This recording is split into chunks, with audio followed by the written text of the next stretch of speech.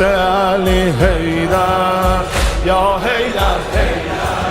مادرم کنیز فزه و بابامم غلام غنبره،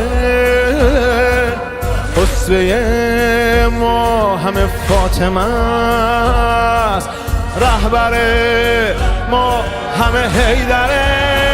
و هو المولا حیدر نعم المولا حیدر، بابی انت و امی یا مولانا حیدر. و هو الحق حیدر و هو الغالب حیدر، لبیک یا علی ابن ابی طالب حیدر. المدیون لطف این خونوادم، من با ولایت امین جهادم، جز به علی به کسی دست بیعت ندادم.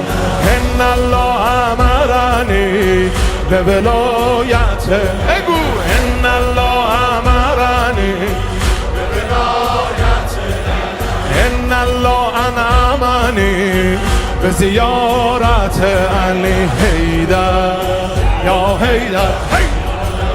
هر قدم به سمت مرتضی، 100 قدم به سمت جنت، دستای ما روی این زری در حقیقت دست بیعت.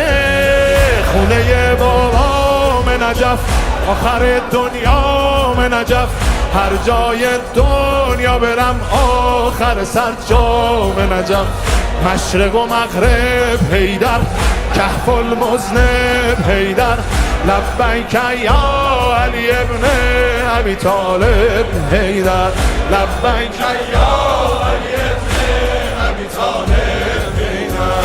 فدای حیدر دار و ندارم، پدر و مادر و ایل و تبارم، خیرالعمل یعنی دست از عشقش بر ندارم، خیرالعمل یعنی دست از عشقش بر ندارم. ان الله امرنی به ولایت علی،